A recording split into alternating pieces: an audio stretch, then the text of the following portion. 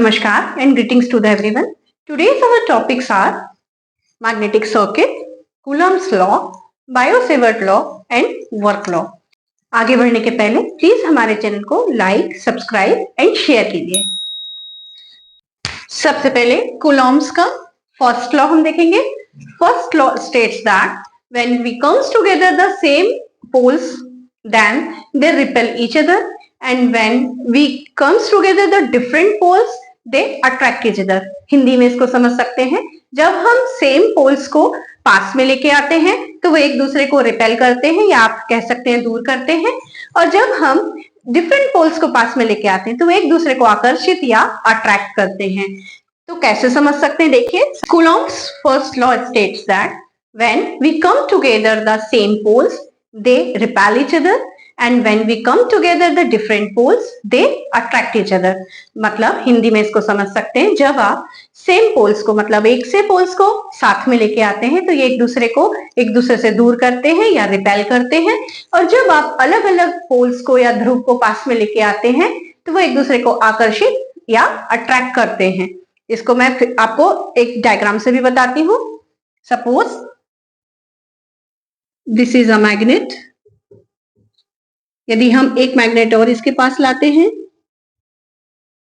इस साइड से और एक मैग्नेट लाते हैं इस साइड से, तो सपोज इस एन के साथ यहां इस मैग्नेट का एन है, तो ये दोनों जो होंगे ये एक दूसरे को, क्योंकि सेम पोल्स है तो रिपेल करेंगे। और इस मैग्नेट में सपोज इस साउथ के पास इसका नॉर्थ पोल है, तो ये दोनों क्योंकि डिफरेंट पोल्स हैं तो एक दूसरे को ये अट्रैक्ट करेंगे। बहुत सिंपल सा लॉ है फर्स्ट लॉ Coulomb's लॉ, कि सेम पोल्स जो होते हैं वो एक दूसरे को रिपेल करते हैं और डिफरेंट पोल्स एक दूसरे को अट्रैक्ट करते हैं। सो Coulomb's का अब हम सेकेंड लॉ देखेंगे। What is the second law of Coulomb's?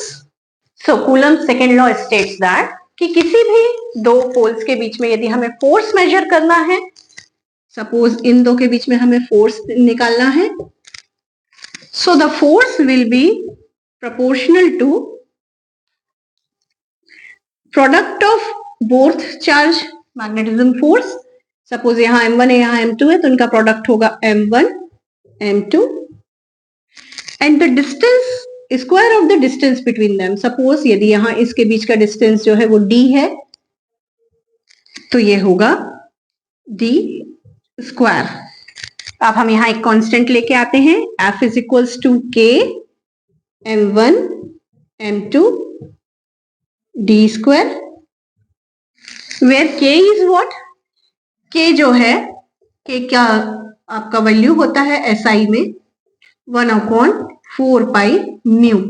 Mu जो है यहाँ पे परमियाबिलिटी है, म्यू इक्वल्स टू परमियाबिलिटी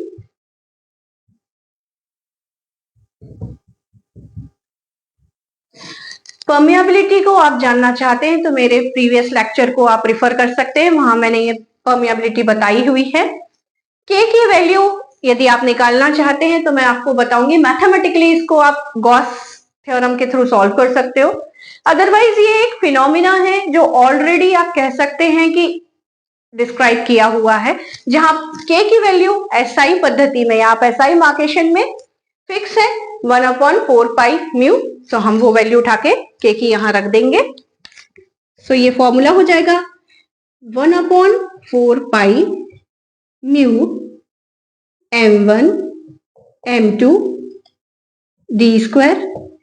जिनने मेरे प्रीवियस लेक्चर परमियाबिलिटी के देखते हैं तो वो ये जानते हैं कि mu is equals to mu naught mu r होता है। ये रीजन आपको जानना है तो मेरा प्रीवियस लेक्चर प्लीज रिफर कीजिए, वहां मैंने इसको फुल डिस्क्राइब किया हुआ है। हम ये म्यू की वैल्यू यहां रख देंगे। Now we can write F is equals to force is equals to 1/4 pi mu naught mu r into M1 M2 upon D square. This is the formula of two poles force। दो force के बीच में क्या force होगा उसका ये formula है। अब हम आते हैं बायो-सेवर्ट लॉ पे। What is the Biot-Savart law? Biot-Savart law दो साइंटिस्ट बायो और सेवर्ट के थ्रू सबसे पहले ऑब्टेन किया गया था, इसलिए इसका नाम बायो-सेवर्ट लॉ है। बायो-सेवर्ट लॉ इनने कैसे निकाला वो मैं आपको सिंपल लैंग्वेज में बताती हूँ। इन्हें क्या किया, एक मैग्नेटिक निडल को रखा। उनका कहना था कि ये मैग्नेटिक निडल जो है इसमें से करंट प्रोवाइड कराते हैं, तो ये एक मैग्नेटिक सर्किट में बदल जाएगी और ये जो मैग्नेटिक सर्किट है ये एक स्पेस में कहीं एक पॉइंट की ओर इशारा करेगी, आप कह सकते हो, या पॉइंट करेगी। अब स्पेस का मतलब ये नहीं है कि we are going on space, space मतलब फ्री, आसपास का कोई भी पॉइंट हो सकता है। तो हम ये देखते हैं, सपोज हमारे पास एक करंट कैरिंग कंडक्टर बहुत ही स्मॉल है डीएल, ये कोई स्मॉल करंट कैरिंग कंडक्टर है जिसमें से आई करंट फ्लो हो रही है कोई एक पॉइंट P पे, suppose this is the point P।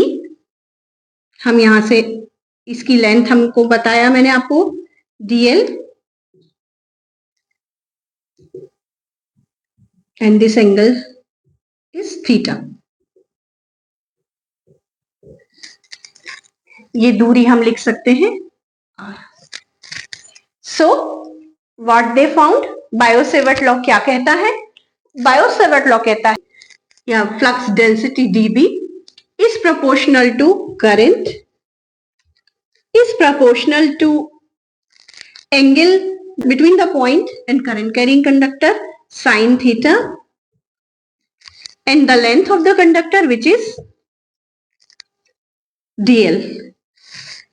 So we can write from here dB is proportional to I dl sin theta and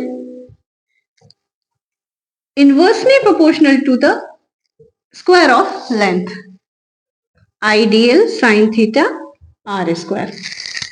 This is the formula derived by Biot-Savart law. Biot-Savart ने ये formula निकाला था, आप कह सकते हैं dB is equals to k I dl sin theta upon r square।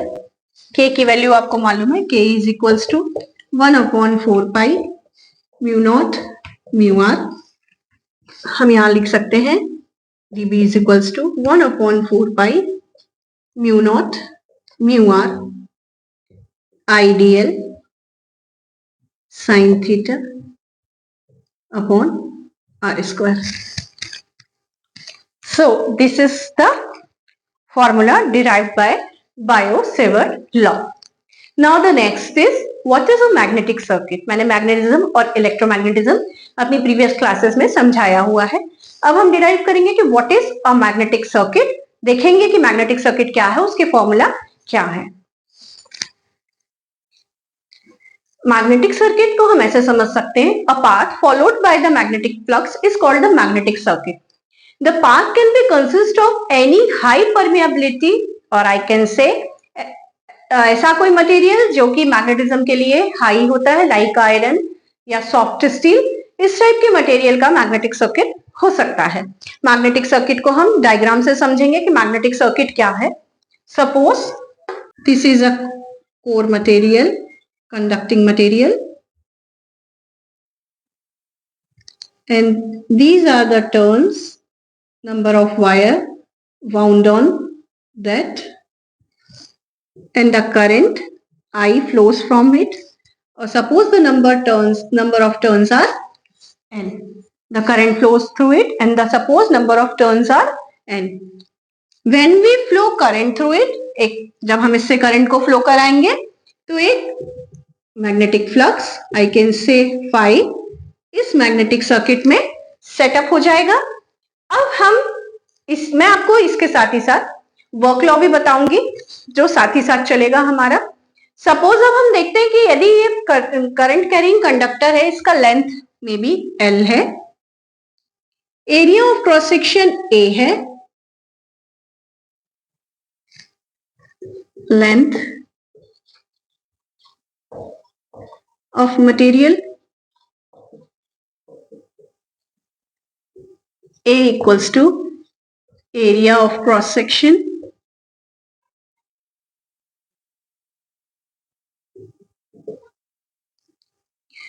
n equals to number of turns and b या कह सकते हैं flux density equals to phi upon a, where phi is the flux and a is the area of cross section. मैंने आपको previous class में b and h के बीच में relation बताया था. b और h के बीच में जो रिलेशन होता है वो होता है b is equals to mu h. ये रिलेशन कैसे आया, यदि ये आप जानना चाहते हैं तो आप मेरे प्रीवियस लेक्चर को रिफर कीजिए. हम यहां से लिख सकते हैं h is equals to b upon mu और mu is equals to b upon h. तो हम यहां लिखेंगे h is equals to b upon mu. यहां से हम mu की वैल्यू पुट कर देंगे तो क्या हो जाएगी, h is equals to phi upon a into mu. आप mu को क्या लिख सकते हैं, phi upon a into mu naught mu r ampere turns per metre. अब हम वर्क लॉ के थ्रू लिख सकते हैं HN is equals to n into I. अब वर्क लॉ क्या होता है पहले मैं वो बता देती हूँ, फिर ये मैं आगे का डेरिवेशन आपको समझाती हूँ. वर्क लॉ मैं यहां बता रही हूं आपको. वर्क लॉ को हम एम्पियर्स वर्क लॉ भी बोलते हैं. वर्क लॉ स्टेट्स दैट कि if we want to found intensity on some point at R distance, यदि हम किसी आर डिस्टेंस पे किसी पॉइंट की इंटेंसिटी फाइंड करना चाहते हैं, so we can write HR. हम उसको मान लें कि हमें आर डिस्टेंस पे निकालना है इंटेंसिटी.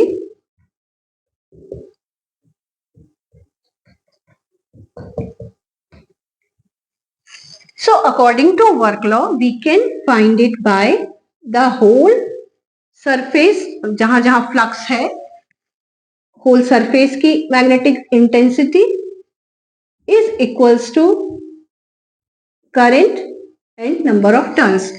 सिंपल शब्दों में इसको समझ सकते हैं कि यदि हम किसी आर डिस्टेंस पे मैग्नेटिक फील्ड इंटेंसिटी को निकालना चाहते हैं तो हमें क्या करना पड़ेगा, we have to calculate whole magnetic intensity of a circuit और which is equals to the number of turns and current. So this is the work law. Work law को बहुत सिंपल समझ सकते हैं. एक बार और बताती हूँ बिल्कुल इजी वर्ड्स में. किसी पॉइंट पे हमें मैग्नेटिक इंटेंसिटी यदि निकालनी है तो या तो हम उसको whole integral of whole flux का ले सकते हैं, पूरे फ्लक्स का होल इंटीग्रल से उसको निकाल सकते हैं, या इसका सेकंड फॉर्मूला होता है number of turns into current. ये इसका सेकंड फॉर्मूला होता है. अब यही मैंने यहां से निकाला है, इसको सिंपल फॉर्म में लिखती हूँ. वर्क लॉ में और आगे इजी एक्सप्लेन करूंगी, पहले इसको देख लें, है ना. यहाँ ये देखें, ये कह सकते हैं ये लेंथ है, तो h into l equals to number of turns into I.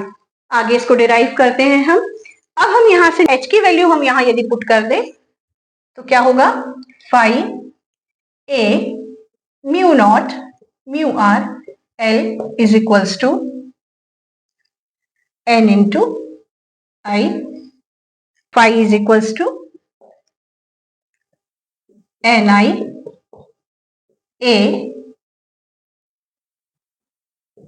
mu naught mu r upon L. Mu naught और म्यू आर शायद बताने की जरूरत नहीं है. Mu naught is the permeability of vacuum and mu R is the permeability of the medium of current carrying conductor. So it is mu R. This is the formula for flux to find in a magnetic circuit. आज के लिए बस इतना ही. यदि आपको मेरा video पसंद आया है तो प्लीज इसको लाइक, सब्सक्राइब एंड शेयर कीजिए. यदि आपकी कोई क्वेरीज है तो उनको कमेंट पे लिखिए. Thank you so much.